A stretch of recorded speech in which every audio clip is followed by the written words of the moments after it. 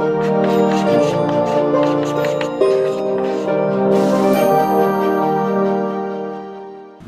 Friends, आज हम लोग अपना जो सीरीज स्टार्ट कर रहे हैं ये है ऑब्जेक्टिव टाइप क्वेश्चंस की, जिनको हम लोग मल्टीपल चॉइस क्वेश्चंस भी बोलते हैं, हिंदी में बोलते हैं बहुविकल्पी प्रश्न। बहुत ही ज़्यादा महत्वपूर्ण है। क्यों महत्वपूर्ण है?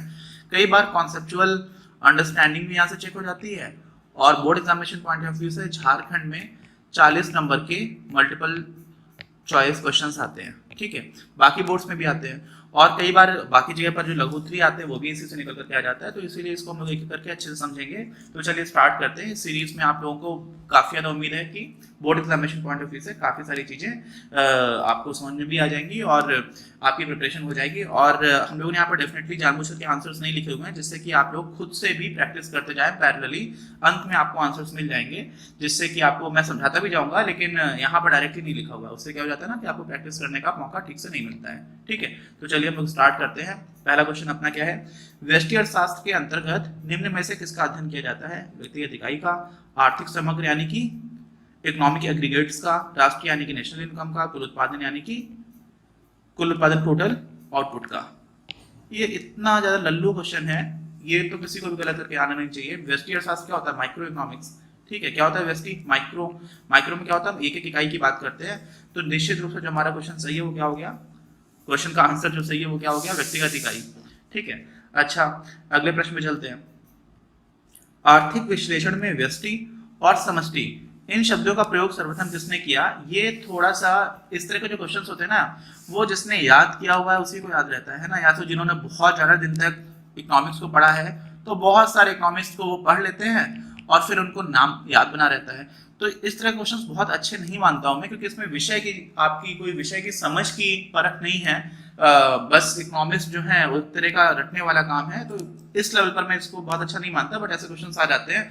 तो इसमें कंफ्यूजन कहाँ कहाँ हो सकता है? कुछ लोग ये समझ सकते हैं कि जो कीन्स थे ना, सबको मालूम है कि उन्होंने ही मैक्रो इकोनॉमिक्स का फादर एक तरह से उनको बोला जाता है। ठीक है, तो लोग सोचते हैं कि उसके पहले तो एक तरह से मैक्रो इकोनॉमिक्स प्रॉपर्ली थी ही नहीं, यानी कि समष्टि वाई नहीं करता था। तो क्या कीन्स थे जिन्होंने पहली बार ऐसा प्रयोग किया? तो यहाँ पर आप समझिएगा, ये एक्चुअली रैगनार हम लोग लिखते हैं इनको इंग्लिश में। तो क्या होता है? रैगनार फ्रिश। ये एक नॉर्वे के एक इकोनॉमिस्ट हुआ करते थे, जिन्होंने सबसे पहली बार माइक्रो और मैक्रो इन शब्द का प्रयोग किया था। तो इनका ही ये वाला उत्तर ठीक हो जाएगा। बाकी तो इसमें कोई कंफ्यूजन नहीं था। आपके जो एडमिक्स के साथ है वो आपको मालूम है, फादर ऑफ इकोनॉमिक्स बुलाया था उन्होंने। उस टाइम पर माइक्रो और मैक्रो का कोई डिवीजन की बात थी ही नहीं। अगले प्रश्न पे चलते हैं। समष्टि अर्थशास्त्र किससे संबंधित है? जैसा पहला लल्लू क्वेश्चन था वैसा ये भी लल्लू क्वेश्चन है। लल्लू प्रश्न में क्या पूछा गया? समष्टि है भाई, समष्टि में सामूहिक इकाइयों से होगा, ये तो दिख ही जा रहा है। व्यक्तिगत से तो नहीं होगा, ये तो काट ही दीजिए। व्यक्तिगत उत्पादन से नहीं होगा, सरकारी उत्पादन से। अब सरकारी उत्पादन भी समग्र नहीं होता है। समग्र में समझ रहे हैं? सरकारी में वैसे अलग से आप पढ़ेंगे तो क्या हो जाता है कि एक सेक्टर डिवाइड हो जाता है, इसलिए उसको भी हम लोग समग्र पूरी तरह से नहीं बोलेंगे। और जो उपयुक्त आंसर है, ऐसे में देखो कुछ लोग इसको लेकर थोड़ा कंफ्यूज हो सकते हैं, लेकिन जो भी जिसने भी विषय पढ़ा उसको पता होगा कि यार ये तो बिल्कुल 100% सही है, और आपको ये पता है कि ये तो बिल्कुल ही गलत है, और ये तो बिल्कुल ही गलत है, और ये एक ही उत्तर सही हो सकता है। तो इसका मतलब कौन सा उत्तर सही हो जाएगा? बी। तो इस तरह से हम लोग एलिमिनेशन भी सीखते हैं। क्या मैंने बोला? एलिमिनेशन। एलिमिनेशन समझते हैं? 4 ऑप्शन में आप 3 को हटा ले जाओगे, आपको उत्तर नहीं भी पता है तब भी आप आंसर कर पाओगे। तो आपको यहाँ पे क्या पता चल गया कि यार देखो, ए तो नहीं हो सकता और सी भी नहीं हो सकता। बचे कौन कौन से? बी और सी, बी और डी। अब आपको लग सकता है सरकारी में सरकार तो बहुत कुछ करती है, बड़े स्तर पे भी करती है, बजट वगैरह को तो हम लोग मैक्रो में ही पढ़ते हैं, यानी कि समष्टि में ही पढ़ते हैं। तो कहीं इसका मतलब ये तो नहीं कि मैक्रो में ये आ जाएगा, लेकिन सामूहिक इकाइयों से ये तो एकदम स्पष्ट है आपको। तो इसका उत्तर क्या हो जाएगा आपका? सामूहिक इकाइयों से। ठीक है, अच्छा अगला प्रश्न समझिए। ऐसी वस्तुएं जिसका एक दूसरे के बदले प्रयोग किया जा सकता है कहलाती हैं। जैसे आपको पेप्सी पीने का मन है, नहीं मिला तो आपने कोक पी लिया। ठीक, आपको कॉफी पीने का मन था, नहीं मिली, आपने चाय पी ली। तो ये क्या है? ऐसी वस्तुएं क्या है? पूरक वस्तुएं। पूरक वस्तुएं तो ऐसा होता है कि कार है और पेट्रोल, ठीक है, या डीजल से चलने वाली कार होगी। तो स्थानापन्न वस्तुएं, इन्हीं को हम लोग क्या बोलते हैं इंग्लिश में? सब्स्टिट्यूट्स। क्या बोलते हैं? सब्स्टिट्यूट्स। सब्स्टिट्यूट्स तो सारे लोगों को पता होगा। क्यों पता होगा? क्योंकि सारे लोग अपने देश में क्रिकेट खेलते हैं, तो होता है ना किसी को चोट लग जाती है तो सब्स्टिट्यूट आ जाता है। तो सब्स्टिट्यूट क्या होता है? ऐसी वस्तु जिनको एक दूसरे के बदले प्रयोग किया जा सकता है। तो स्थानापन्न हो जाएंगे आपकी। आरामदायक की तो कोई बात ही नहीं, अनिवार्य वस्तु ये सब नहीं होगा। इसका उत्तर क्या हो जाएगा आपका? स्थानापन्न या सब्स्टिट्यूट्स। ठीक, अच्छा अगले प्रश्न में चलते हैं। सबसे कम मांग की लोच वाली वस्तु है। ये क्वेश्चन थोड़ा सा इंटरेस्टिंग है। क्यों इंटरेस्टिंग है? क्योंकि यहाँ पर आपने एक कॉन्सेप्ट को पढ़ा, उस कॉन्सेप्ट को अप्लाई किया, तब आपको समझ में आ जाएगा, है ना।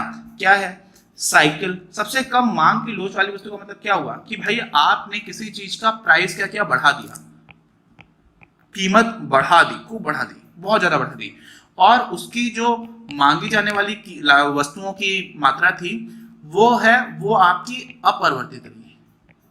इसका मतलब क्या हुआ कि वहां पर जो बेचने वाला है वो महंगा कर देगा, फिर भी आपको खरीदना पड़ेगा। तब हम उसको क्या बोलेंगे कि कम मांग की लोच वाली वस्तु है। किसकी बात की जा रही है? कम मांग की लोच। आ रही है बात समझ में? अच्छा, तो क्या क्या हो सकता है? प्राइस तो आपने बढ़ा दिया और मांग अपरिवर्तित रह रही है। तो अब साइकिल मान लीजिए बहुत महंगी हो जाए, क्या हो जाए? साइकिल जो आपको मिलती है 4,000 रुपए की, वो मिलने लगे 10,000 रुपए की, तो क्या लोग साइकिल खरीदेंगे? नहीं खरीदेंगे, कम कर देंगे। ठीक। अच्छा, मिठाई मिलती है 400 रुपए की, मिलने लगे 1,000 रुपए की, तो लोग सोचेंगे यार कौन सी ऐसी बात पड़ी हुई है, कुछ और खा लेंगे, चॉकलेट खा लेंगे, है ना। लोग एडवर्टाइजमेंट भी करते हैं, अमिताभ बच्चन का ऐड आया करता था कि कुछ मीठा हो जाए कैडबरी के लिए, तो लोग सोचेंगे यार मिठाई इतनी महंगी हुई, चॉकलेट खा लेते हैं। फर्नीचर, लोग सोचेंगे यार अगले साल खरीद लेंगे। नमक क्या सोचोगे आपकी? ऐसा है यार, नमक जो था वो 18 रुपए की जगह 100 रुपए किलो मिलने लगा, तो क्या बिना नमक का खाना खा लोगे? बताइए, नहीं खाओगे। तो नमक की मांग ऐसी है जो एक तरह से क्या है, बहुत ज्यादा बेलोचदार। क्या हम लोग उसको बोलते हैं? बेलोचदार, इनलास्टिक है। आप महंगा कर दोगे तब भी लोग, जबकि इतनी जरूरी चीज है ना, सारे लोग ही प्रयोग करते हैं, और बहुत कम मात्रा ही पड़ती है ना। ऐसा तो है नहीं कि भाई आपको 100 किलो नमक डालना पड़ता है घर का खाने बनाने के महीने भर के लिए, 1 किलो से काम चल जाता है बहुत दिन तक। तो जो है ना नमक है, उसकी मांग कैसी है? बेलोचदार है। तो इसका उत्तर क्या हो जाएगा? आपका नमक हो जाएगा। ठीक। अच्छा, मांग की लोच नापने की या मापने की आनुपातिक विधि। देखो मैं आपको बोलूं, आपके 15% मार्क्स आए, बहुत ही कम है वैसे, 15% किसी के आए, इसलिए मैं रुक गया था। 15% कमीशन किसी का बना, तो 15% का मतलब मालूम क्या होता है? 15/100। 15% लिखाओ और 15/100 लिखाओ, एक ही बात है। तो आप लोगों ने जो भी विधि पढ़ी थी मांग की लोच निकालने की, उसको हम लोग वैसे तरीके से बोलते हैं प्राइस इलास्टिसिटी ऑफ डिमांड। क्या बोलते हैं? Price elasticity. आपको व्यवस्थित क्या, ये तो आपने इंग्लिश में बता दिया, है ना। तो मैं बोलूंगा यार हिंदी में भी व्यवस्थित जो है वो क्या होगा? मांग की कीमत लोच। क्या होगा? कीमत लोच, क्योंकि कीमत के हिसाब से मांग में क्या परिवर्तन हो रहा है आप वो देख रहे हो। तो ऐसे में हमने परसेंटेज वाला फॉर्म पढ़ा हुआ था। क्या पढ़ा हुआ था? Percentage change in quantity demanded divided by percentage change in price, ये पढ़ा हुआ था। ठीक है, परसेंटेज चेंज यहाँ पे आप लिख सकते हो, दोनों बार नहीं लिखना रहेगा, ऐसे करके लिख दो। ठीक है, तो क्या हो जाएगा? ये जो परसेंट था वही एक तरह का अनुपात हो जाता है, क्योंकि 15/100 अनुपात है, यहाँ पर आपको परसेंट लिखा हुआ है, तो वास्तव में जो परसेंटेज वाला मेथड था वही आपका अनुपातिक मेथड था। आगे बात समझ में, इसलिए मैंने ये पूरी कहानी आपको बताई। अब सारे लोगों को समझ में आ गया होगा कि अच्छा उसकी बात कर रहे, वही तो हमने पढ़ा था, लेकिन उसके बाद भी आपको उत्तर नहीं मिलेगा। क्यों? क्योंकि ये उसी कैटेगरी का प्रश्न है जहां पर आपको रटना हो जाता है थोड़ा थोड़ा, या तो आपने बहुत दिन इकोनॉमिक्स पढ़ ली हो, है ना।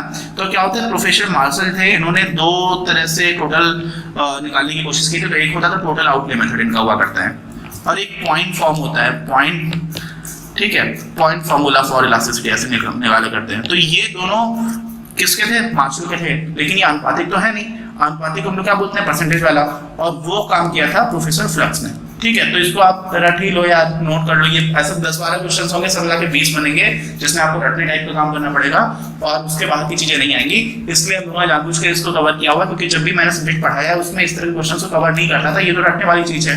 जहां पर कॉन्सेप्चुअल अंडरस्टैंडिंग की बात आती है, वो आपको वीडियोस देख करके बिल्कुल भी दिक्कत नहीं होगी। और इसीलिए आप जितने भी लोग हैं उन सारे लोगों का काफी पॉजिटिव फीडबैक इन सारी चीजों को लेकर मिला है, और मेरा भी वहाँ पर कॉन्फिडेंस है कि आपको दिक्कत नहीं आएगी। चलिए खैर आगे बढ़ते हैं। उपयोगिता का गुण क्या है?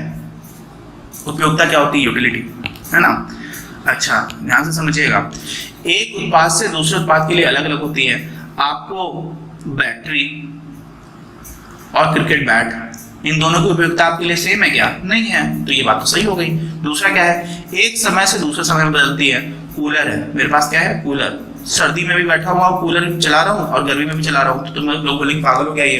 क्यों? क्योंकि कूलर की उपयोगिता गर्मी में अधिक है, सर्दी में कम है। तो एक ही चीज की उपयोगिता क्या हुआ? अलग अलग समय पर बदल गई, यानी कि ये बात भी सही है। अब जब दो सही हो जाए तो वो क्या हो सकता है, एक ही ऑप्शन सही होना चाहिए, लेकिन दो सही हो जाए तो एक ऑप्शन ऐसा कुछ दिया हो सकता है उपयुक्त सभी। तो आपको समझ आ रहा है कि आंसर यही होगा, आपको सी नहीं देखोगे तब भी चल जाएगा, है ना। जब टाइम कम हो तो इस तरह की चीजें की जा सकती है, लेकिन हम लोग कभी व्यवस्थित तरीके से देख रहे हैं तो सी ऑप्शन को भी देख लेते हैं। सी क्या है, एक व्यक्ति से दूसरे व्यक्ति के लिए बदलती है, बिल्कुल सही है।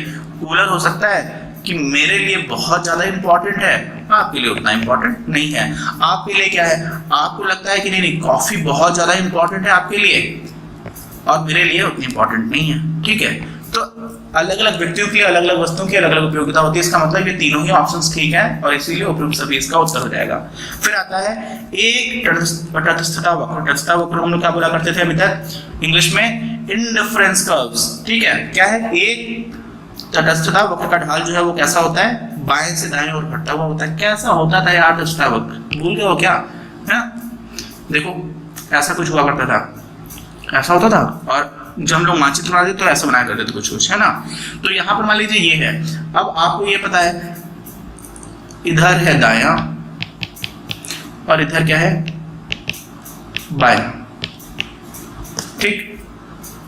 अच्छा, तो बाएं से दाएं, अब बाएं से दाएं जा रहे हैं यानी कि इस साइड से आप इधर जा रहे हो, तभी तो बाएं से दाएं बोला जाएगा, क्योंकि आप पहले इधर थे फिर आप इधर जाने लगे। तो जब इधर से इधर जा रहे हैं तो हो क्या रहा है, तो देखिए ऐसे ऐसे करके आते जाते आप इधर पहुंचते आ रहे हो। और जो ढाल है, क्या है, ढाल की बात की जा रही है, तो ढाल हम कैसे निकालेंगे। अब ढाल को ध्यान से समझिएगा, ये बहुत इंपॉर्टेंट है, बहुत लोग गलत करते हैं, इसलिए इसको फिर से समझ लीजिएगा ध्यान से। ये बनाया हम लोगों ने और ये बनाया, यहाँ पर कुछ ऐसा करवा गया, सॉरी यहाँ पे कुछ आपका ऐसा करवा गया। अब आप देखोगे तो यहाँ पर जो है बहुत तेजी से चीज गिर रही है, यहाँ पर उतनी तेजी से नहीं लुढ़केगी, यहाँ पर और भी धीरे धीरे लुढ़केगी। आपने कोई गेंद छोड़ी यहाँ पे तो बहुत तेजी से लुढ़क जाएगी, यहाँ पे छोड़ोगे तो उतनी तेजी से नहीं लुढ़केगी। तो यहाँ पर ढाल क्या हो रहा है, कम हो जा रहा है, और यहाँ पर क्या है, ज्यादा है। तो ज्यादा किस तरफ है, बाईं ओर, ठीक है। राइटिंग थोड़ी सी गंदी लिख रहा हूँ, उसके लिए माफ करिएगा, है ना। तो बाईं ओर ढाल ज्यादा है, दाईं ओर कम है। तो पहला उत्तर क्या, जो ऑप्शन है उसमें क्या दे रखा है, बाएं से दाएं घटता हुआ होता है। तो बाईं ओर ज्यादा था, दाईं ओर कम है, इसका मतलब ये बात तो सही है। बाएं से दाएं बढ़ता हुआ होता है, तो बाएं से दाएं बढ़ रहा है यार, कम हो रहा है, तो ये तो गलत हो गया। तीसरा क्या है, एक्स अक्ष के बराबर होता है, तो एक्स अक्ष के बराबर यानी कि ये जो नीचे वाली लाइन थी उसके बराबर ही रह जाए, ऐसा तो है नहीं, तो ये भी गलत हो गया। या इसके समानांतर हो, वो भी नहीं। और एक्स अक्ष का ढाल क्या होता है यार, जीरो होता है। यहाँ पे गेंद रखोगे तो यही रखी रहेगी, है ना, ढाल तो कुछ है ही नहीं, तो जीरो हो जाता है। और शून्य होता है, तो एक तरह की एक ही बात है, तो ये दोनों चीजें भी गलत हो गई। आपका उत्तर क्या हो गया, कुल मिलाकर के बाएं से दाएं घटता हुआ होता है। जिसको ग्राफ याद है वो कर ले जाएगा, अगर उसको ढाल की थोड़ी बहुत समझ भी है। ढाल को हम लोग क्या क्या बोलते हैं समझिएगा, प्रवणता भी बोलते हैं। क्या बोलते हैं, प्रवणता, ठीक है। एन से भी इसको निरूपित करते हैं, और इसी को इंग्लिश में स्लो भी बोल देते हैं। तो कुछ भी आ सकता है, ठीक। अच्छा, आगे बढ़ते हैं। वस्तु की मांग, वस्तु की कीमत और उसकी मांगे जाने वाली मात्रा के बीच संबंध को बताती है। कैसा होता है ये भी यार आपको पता है, क्या पता है, सारी चीजें पता है। क्या पता है इसमें, लॉ ऑफ डिमांड। मांग का नियम क्या होता है कि वो भी कुछ इसी तरह का कर्व बनता है। आप सोचोगे आपने रेफरेंस कर्व ऐसा बनाया था, होता ही ऐसा है। मांग का वक्र जो है वो भी कुछ इस टाइप का ही रहता है। थोड़ा अच्छा बना देते हैं, ऐसा हो जाएगा, ठीक है। क्या होगा, तो जैसे जैसे आपका इधर प्राइस है, कीमत, और इधर क्या है, क्वांटिटी डिमांडेड। तो जैसे जैसे कीमत बढ़ रही है, मान लीजिए आप यहाँ पर थे और यहाँ पर कीमत थी आपकी 10 रुपए, और मान लीजिए यहाँ पर कीमत है 30 रुपए। तो क्या हुआ, 10 रुपए पर आप इतनी सारी मात्रा की डिमांड कर रहे थे, इतनी की, और 30 रुपए पे आप सिर्फ इतने की डिमांड कर रहे हो। तो क्या हो रहा है, जैसे जैसे कीमत बढ़ रही है वैसे वैसे क्वांटिटी डिमांडेड क्या हो रहा है, कम हो रहा है। क्या हो रहा है, कम हो रहा है। देखो हो रहा है, इधर आ रहे हो कि नहीं आ रहे हो। तो क्या हो जाता है कि प्राइस बढ़ेगा तो क्वांटिटी डिमांडेड यानी कि वस्तु की मांगे जाने वाली मात्रा, क्या मैंने बोला, मांगी जाने वाली मात्रा, इसके बीच जो है ना उल्टा संबंध होता है। उल्टे हम लोग अच्छे हिंदी में क्या बोलते हैं, प्रतिलोम। क्या बोल देते हैं, प्रतिलोम। तो ये आपका उत्तर हो गया, इतना सा था बस, ठीक। आगे बात समझ में। अच्छा, आगे बढ़ते हैं। ये हमारे इस वीडियो का आखिरी प्रश्न होगा, फिर इसी को सीरीज में आगे भी कंटिन्यू करेंगे। आप उसमें बिल्कुल घबराइएगा नहीं, बहुत सारे क्वेश्चंस लेकर के आएंगे हम लोग। और बहुत सारे का मतलब बहुत सारे लोग बहुत सारे क्वेश्चंस लेकर के आते हैं जो एग्जामिनेशन पॉइंट ऑफ व्यू से इतने इंपॉर्टेंट नहीं होते हैं। हमारा फोकस रहता है कि हम लोग आपको जिस तरह क्वेश्चंस आते हैं वही कराए जाए, क्योंकि अननेसेसरी टाइम बर्बाद कराने के लिए तो कोई मतलब है नहीं। मैं अपना भी समय बर्बाद करूंगा और आपके लिए 1000 क्वेश्चंस करा दूं तो 1000 क्वेश्चंस आप लोग देख ही नहीं पाओगे। कम से कम में, वो बोलते हैं ना गागर में सागर, मतलब काफी कॉम्पैक्ट चीजें, ऐसी हमारी कोशिश रहती है। खैर, आखिरी प्रश्न क्या है, बाजार मांग जो बाजार मांग वक्र है व्यक्तिगत मांग वक्रों के जोड़ से प्राप्त होता है। तो आप सोचोगे यार इसमें तो कुछ भी नहीं भरना चाहिए, बात तो सही है, व्यक्तिगत मांग वक्रों को जोड़ते जाओ तो आपको बाजार मांग वक्र मिल जाएगा। अब जिन्होंने पढ़ाई हम लोगों के साथ थोड़ी भी ठीक की हुई थी, आप लोगों को पता है कि माइक्रो इकोनॉमिक्स और मैक्रो इकोनॉमिक्स दोनों का व्यष्टि अर्थशास्त्र और समष्टि को मिलाकर के 2100 रुपए का अपनी क्लास का पैकेज है, जिसमें लगभग 200 लेक्चर वीडियोस हैं। और उस क्वालिटी के लेक्चर वीडियोस आपको किसी और प्लेटफॉर्म पर अगर मिल जाए तो आप मुझे एक बार जरूर बताइएगा, क्योंकि हम लोग भी शायद सीखने की कोशिश करेंगे। मेरा ऐसा कॉन्फिडेंस है कि इस तरह के वीडियोस आपको नहीं मिलेंगे, और वीडियोस ही नहीं है उसमें पूरा रिटन मटेरियल भी है। तो उस बहुत सारे लोग जो कॉम्पिटिशन्स की तैयारी कर रहे हैं, पीजीटी की तैयारी कर रहे हैं, यूपीएससी सिविल सर्विसेज में इकोनॉमिक्स ऑप्शनल लेकर के फाउंडेशन की तैयारी कर रहे हैं, उन लोगों ने भी पैकेज को परचेस किया हुआ है। तो उसमें जब आप ये सब पढ़ेंगे तो आपको ये सब खेल लगेगा, ठीक है। जो रटने वाले प्रश्न थे उनका तो थोड़ी बात अलग है, कॉन्सेप्चुअल लेवल पर कोई दिक्कत की बात ही नहीं है। उन सारे लोगों को याद है जिन्होंने हम लोग के वीडियोस देखे हुए, क्या याद होगा उनको कि अगर आप जब भी बाजार का मांग वक्र निकाला करते थे तो क्या करते थे, एक आपको इधर दे रखा है, ठीक है, दूसरा आपको दे रखा है किसी और इंडिविजुअल का, तो हम इन दोनों का क्या करते थे, हॉरिजॉन्टल समेशन करते थे। ये दूरी निकाल देते थे, इन दोनों को मिलाकर के कहीं और जोड़ देते थे, ठीक है। तो ये जो टोटल दूरी आ जाती थी वो क्या हो जाती थी, तो जो पूरा बाजार का मांग वक्र होता था, नहीं समझ में आया, समझ में सबको आ चुका है जिन्होंने देखा हुआ है, लेकिन मैं ज़्यादा व्यवस्थित तरीके से कर देता हूँ, ठीक है। रुक जाइए, क्या हुआ आपका, ये है आपका एक इंडिविजुअल, ये है आपका दो इंडिविजुअल, और ये है आपका बाजार। मान लेते हैं किसी बाजार में दो ही लोग हैं, तो पहले का मांग वक्र कुछ ऐसा है, दूसरे का मांग वक्र कुछ ऐसा है, तो बाजार का कैसा बनेगा। तो हम बोलेंगे यार देखो ये जो व्यक्ति है वो इतनी ही मात्रा खरीद रहा है, मान लीजिए ये 10 रुपए है, ठीक। दूसरा वाला जो व्यक्ति है वो इतनी मात्रा खरीद रहा है 10 रुपए पे, तो इसने मान लीजिए ये मात्रा 1 है और मान लीजिए मात्रा 2 है, तो ये व्यक्ति 1 मात्रा खरीद रहा है, ये व्यक्ति 2 मात्रा खरीद रहा है, तो दोनों मिलाकर के कितना खरीद रहे हैं, 3। तो यानी कि जो पूरे बाजार में खरीदा जा रहा है वो कितना खरीदा जा रहा है, 3। तो इसमें क्या करें, इतनी दूरी जो थी 1 वाली उसमें हम लोगों ने 2 और जोड़ दिया, तो हम 3 पे पहुंच गए। तो ये कैसे पहुंचे, जब हम लोगों ने कैसे जोड़ा, हॉरिजॉन्टली जोड़ा, इतने हिस्से में इतने आगे का और जोड़ दिया। तो यही आपको हॉरिजॉन्टल होता है ना, यही तो क्षैतिज होता है। ऊर्ध्वाधर क्या होता है, ऊर्ध्वाधर होता है कि आपने ऐसी कोई चीज थी उसके ऊपर ऐसा और रख दिया, तो ये ऊर्ध्वाधर जोड़ दिया। ऐसी कोई चीज थी आपने उसमें ऐसा और रख दिया, तो ये इतना बन गया। इसको हम लोग क्या बोलेंगे, क्षैतिज। और इसी को हम लोग बोलते हैं समस्तरीय समाकलन। क्या बोलते हैं हिंदी में, समस्तरीय समाकलन। समाकलन का मतलब क्या होता है, जोड़ना, इंटीग्रेशन इसको इंग्लिश में बोलते हैं, ठीक। और इंग्लिश में बोलते हैं इसको हॉरिजॉन्टल समेशन, और हॉरिजॉन्टल को हम लोग क्या बोल देते हैं, क्षैतिज। तो यहाँ पर आपका क्या हो जाएगा उत्तर, क्षैतिज। आ रही बात समझ में, लंबवत, तो ये सारी चीजें क्या हो जाएंगी, गड़बड़ हो जाएंगी, सारे क्वेश्चन ऑप्शन गलत है। तो ये हम लोगों ने सारे प्रश्न देख लिए।